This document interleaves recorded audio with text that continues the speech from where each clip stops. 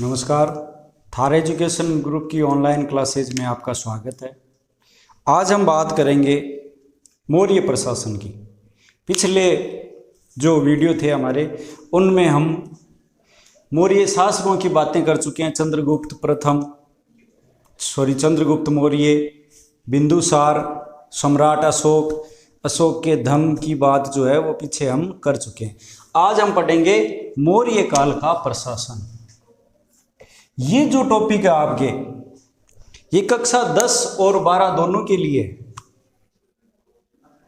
मौर्य प्रशासन कक्षा 10 में भी है, मौर्य प्रशासन कक्षा 12 में भी है, तो दोनों के लिए सेम ही है। ये दोनों क्लासें हैं वो पढ़ सकती है।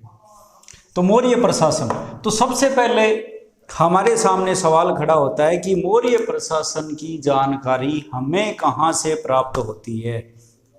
तो मौर्य प्रशासन की जानकारी के स्रोत जो है वो हमारे सामने हैं। कौटिल्य द्वारा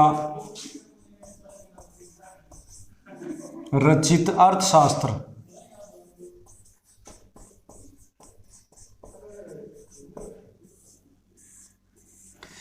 कौटिल्य द्वारा रचित अर्थशास्त्र जो है उससे हमें मौर्य प्रशासन की जानकारी प्राप्त होती है।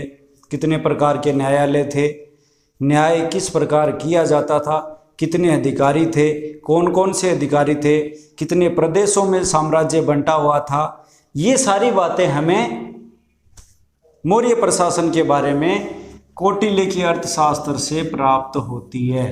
दूसरा जो स्रोत है मुख्य रूप से वो है हमारे पास मेगस्थनीज द्वारा रचित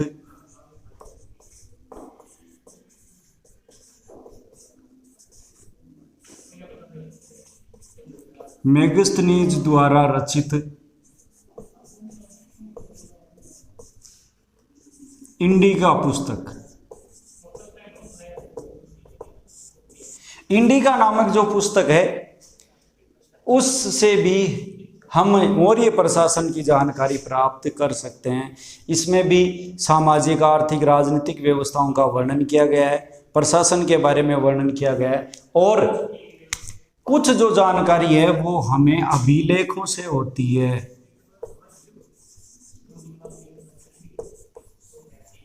अभिलेखों से, स्तंभ लेखों से, गुहा लेखों से हमें जानकारी जो है वो मौर्य प्रशासन की प्राप्त होती है।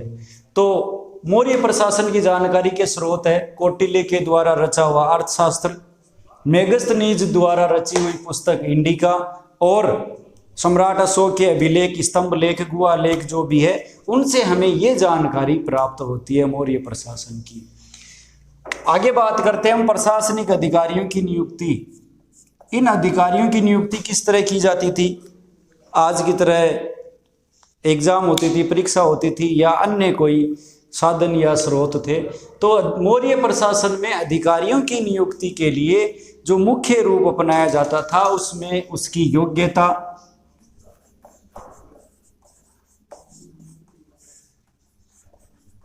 एवं चरित्र, योग्यता एवं चरित्र को परखा जाता था, परखा या जांचा जाता था, और इस योग्यता और चरित्र को परखने की क्रिया को उपदा परीक्षण कहा जाता था। क्या कहा जाता था? उपदा परीक्षण।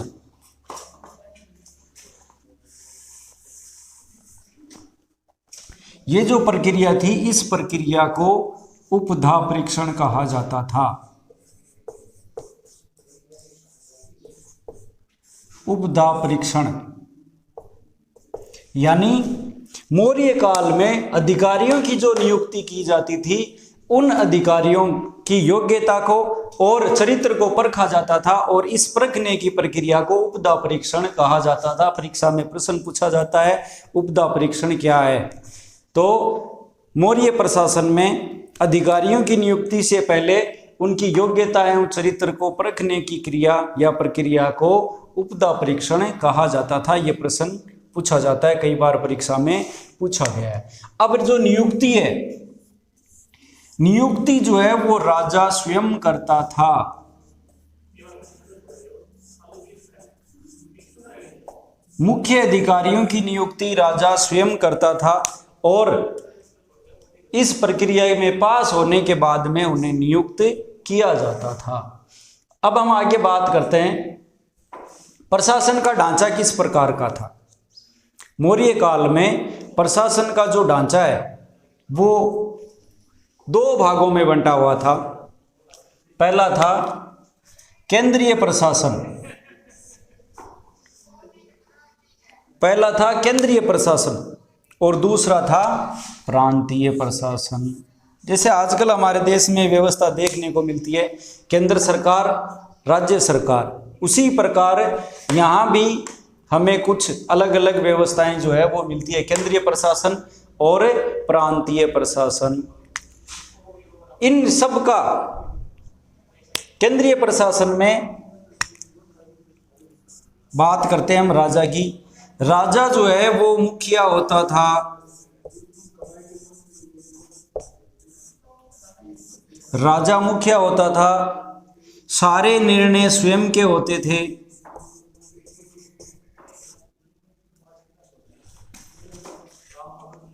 सारे निर्णय जो है वो स्वयं लिया करता था, यानी एक तरह से वो स्वतंत्र और निरंकुश था, किसी प्रकार का दबाव उसके ऊपर नहीं था।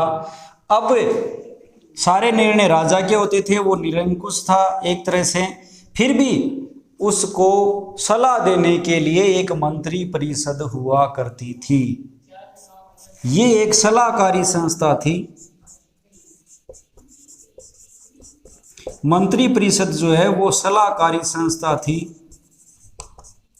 इस परिषद की सलाह राजा माने या न माने उस पर निर्भर था, फिर भी इस मंत्री परिषद का महत्वपूर्ण रोल हुआ करता था। महत्वपूर्ण जो फैसले होते थे, जो निर्णय होते थे, उनमें मंत्री परिषद जो है वो अपने फैसले देती थी और आम तौर पर राजा को ये बातें माननी पड़ती थी। दबाव नहीं था, फिर भी ये सलाहकारी संस्था थी और राजा जो है इनकी बातों पर विचार अवश्य किया करता था। मंत्री परिषद जो है उसकी में एक आंतरिक परिषद थी।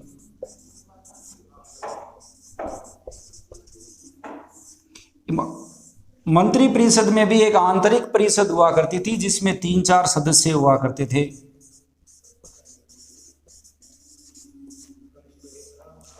इस परिषद का काम था इसको सलाह देना। आंतरिक परिषद का काम था मंत्री परिषद को सलाह देना। ये सदस्य जो है वो मिलकर मंत्री परिषद को सलाह देते थे और मंत्री परिषद जो है वो राजा को सलाह देती थी और उसके बाद जो है वो राजा निर्णय लिया करता था। अधिकारी जो है उन अधिकारियों को तीर्थ कहा जाता था। मौर्य काल में अधिकारियों को तीर्थ कहा जाता था और 18 तीर्थों की जानकारी हमें प्राप्त होती है। जो अधिकारी थे उन अधिकारियों को तीर्थ कहा जाता था और 18 जो तीर्थ है उनकी जानकारी हमारे पास में मौजूद है। सेना, किसी भी राज्य को आपात स्थिति से निपटने के लिए सेना की जरूरत पड़ती है, सेना की आवश्यकता पड़ती है और मौर्य काल में भी सेना थी। तो सेना के मुख्य जो अंग है वो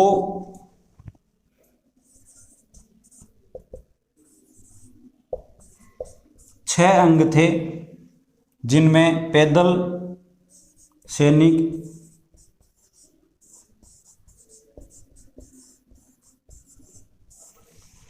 छह अंग में मुख्य थे पैदल सैनिक, अश्व यानी अश्वारोही सैनिक, हाथी, हाथी पर सवार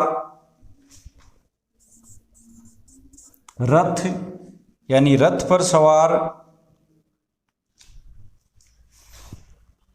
नौसेना, यातायात, पैदल सैनिक, अश्व, हाथी, रथ, नौसेना, यातायात, इस प्रकार ये जो 6 भाग है वो सेना के हुआ करते थे। और युद्ध के समय में इन सब का बड़ा ही महत्वपूर्ण योगदान रहता था। ये सारे युद्ध में भाग लिया करते थे। और अर्थशास्त्र में बताया गया है कि सेना जो है एक राज्य के लिए आवश्यक अंग है। सेना, दुर्ग, मित्र, ये सारी जो जरूरी चीजें हैं वो राज्य के लिए होनी चाहिए। इनके बिना राज्य है वो चल नहीं पाता है या बहुत सारी परेशानियां आती है। तो सेना जो है वो महत्वपूर्ण अंग में से एक बताई गई है अर्थशास्त्र में, जिसके 6 अंग थे। पैदल सैनिक, अश्वारोही सैनिक, हाथी पर सवार सैनिक, रथ पर सवार सैनिक, नौसेना यानी जल सेना और यातायात सेना। इस प्रकार मुख्य रूप से 6 जो है वो बताए गए हैं। अब हम बात करते हैं न्याय की। न्याय जो है वो राजा स्वयं किया करता था। न्याय राजा स्वयं किया करता था, यानी कार्यपालिका,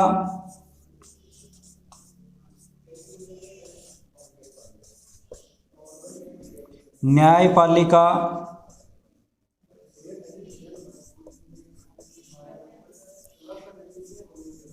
तथा व्यवस्थापिका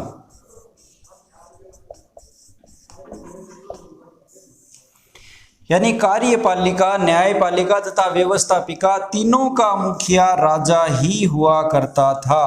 और ये न्यायपालिका भी राजा के हाथ में थी। तीनों का मुखिया राजा था और तीनों में महत्वपूर्ण जो फैसले हैं वो राजा के द्वारा ही लिए जाते थे। इस प्रकार न्यायपालिका में भी राजा ही मुखिया था और न्याय व्यवस्था राजा के अधीन थी और दंड व्यवस्था है वो कठोर थी।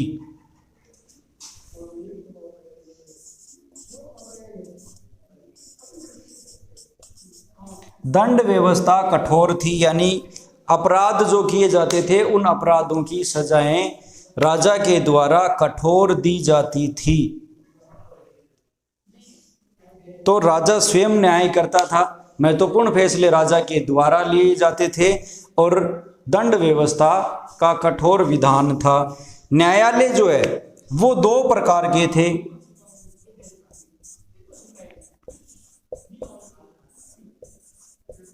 न्यायालय 2 प्रकार के थे। कौन कौन से? तो बात करते हैं हम न्यायालयों की।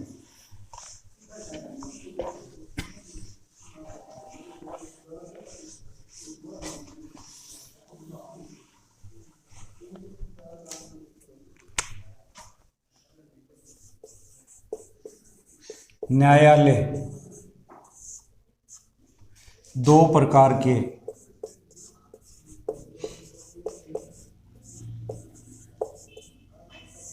दो प्रकार के कौन कौन से?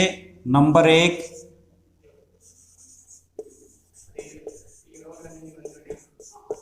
धर्मस्थीय, नंबर 2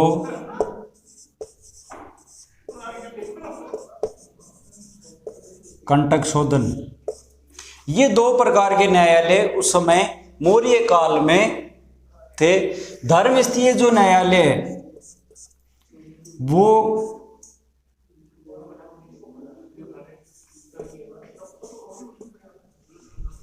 दीवानी मामलों की सुनवाई करता था।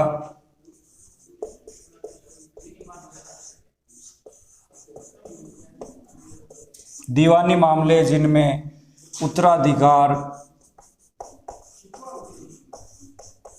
राजस्व,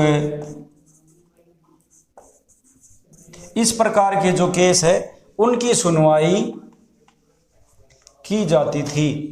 और कंटक शोधन जो न्यायालय थे, इन कंटक शोधन न्यायालयों में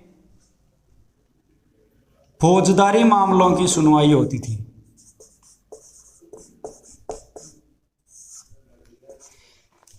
कंटक शोधन न्यायालयों में फौजदारी मामलों की सुनवाई होती थी, जैसे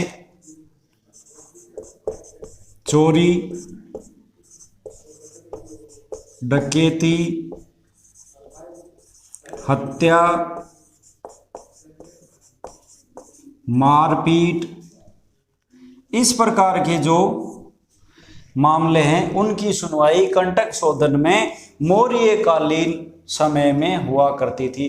तो न्यायालय दो प्रकार के थे, धर्मस्थीय और कंटक शोधन। धर्मस्थीय न्यायालय, कंटक शोधन न्यायालय। धर्मस्थीय न्यायालयों में दीवानी मामलों की सुनवाई होती थी और कंटक शोधन न्यायालयों में फौजदारी मामलों की सुनवाई होती थी, जिनमें चोरी, डकैती, हत्या, मारपीट, इस प्रकार के जो मामले थे उनकी सुनवाई कंटक शोधन न्यायालयों में हुआ करती थी।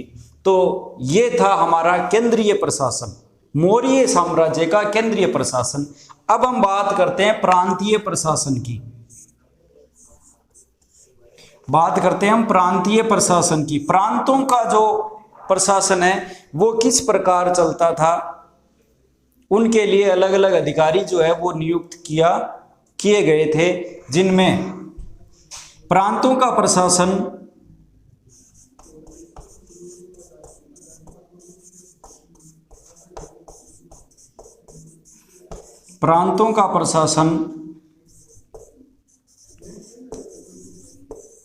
राजकुमार, अमात्यों की सहायता से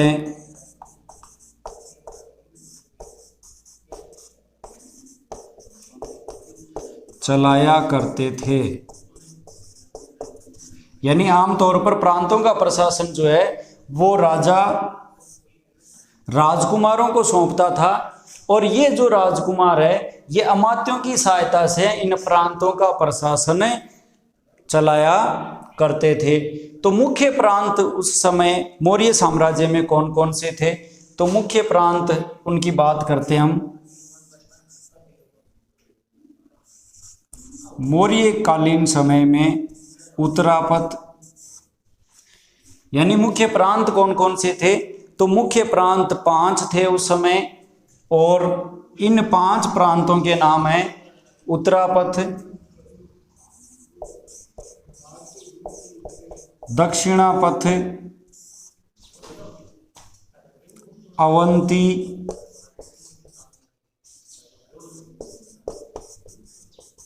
अवंती राष्ट्र,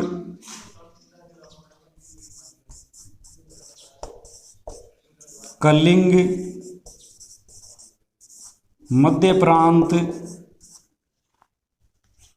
इस प्रकार ये 5 प्रांत जो है वो मौर्य कालीन समय में थे। उत्तरापथ, 5 कुल मौर्य साम्राज्य में कुल 5 प्रांत थे। उत्तरापथ, दक्षिणापथ, अवंती राष्ट्र, कलिंग और मध्य प्रांत। कलिंग जो है उसको अशोक ने 261 ईस्वी पूर्व में जीतकर मौर्य साम्राज्य में शामिल किया था। तो इस प्रकार हमारे 5 जो है वो प्रांत हुआ करते थे। अब जनपद एवं ग्रामीण,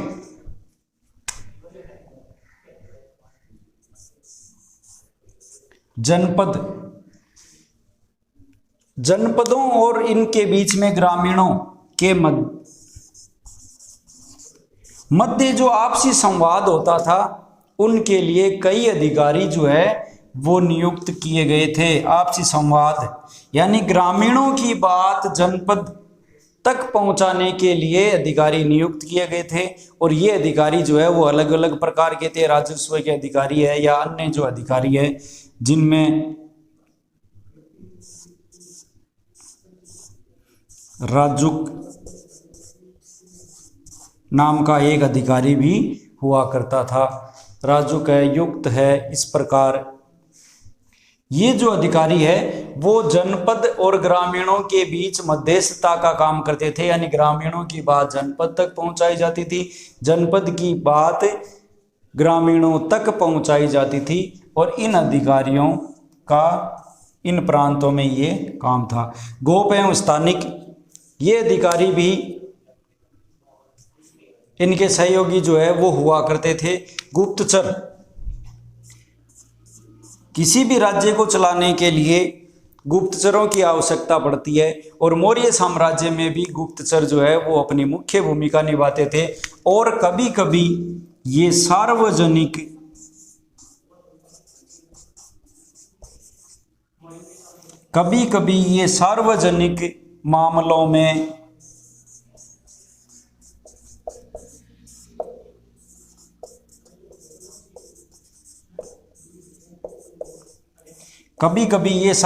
मामलों में हस्तक्षेप भी किया करते थे।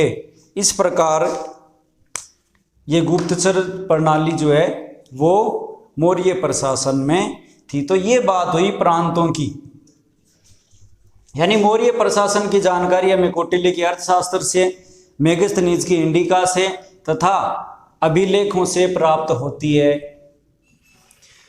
इन अधिकारियों की नियुक्ति के लिए एक तरीका निकाला गया था, उनकी योग्यता का परीक्षण किया जाता था, उनके चरित्र को परखा जाता था और इस प्रक्रिया को उपदा परीक्षण किया जाता था। इनकी नियुक्ति राजा स्वयं किया करता था और नियुक्ति के समय योग्यता तथा वंश का ध्यान रखा जाता था, यानी उसकी योग्यता क्या है तथा उसका वंश क्या है। तो राजा स्वयं योग्यता तथा वंश के आधार पर इनको नियुक्त करता था। इस प्रकार मौर्य प्रशासन के लिए ये अधिकारी अपनी महत्वपूर्ण भूमिका निभाते थे। तो आगे जो है वो न्यायालय का प्रश्न पूछा जाता है। न्यायालय दो प्रकार के थे, धर्मस्थीय न्यायालय और कंटक शोधन न्यायालय। ये उपदा परीक्षण का प्रश्न पूछा जाता है। कौटिल्य के अर्थशास्त्र के बारे में पूछा जाता है, मेगस्थनीज की इंडिका के बारे में पूछा जाता है और प्रमुख प्रांतों के बारे में भी पूछा जाता है कि उस समय प्रमुख प्रांत कौन कौन से थे, नाम बताइए। तो इन प्रांतों का प्रश्न भी पूछा जाता है। राजा जो है वो एक तरह से निरंकुश कह सकते हैं हम, यानी सारे फैसले उसी के होते थे। मंत्री परिषद की सलाह पर राजा निर्णय लिया करता था। इस प्रकार मौर्य प्रशासन की चर्चा जो है वो लगभग पूरी हुई। धन्यवाद। जय हिंद।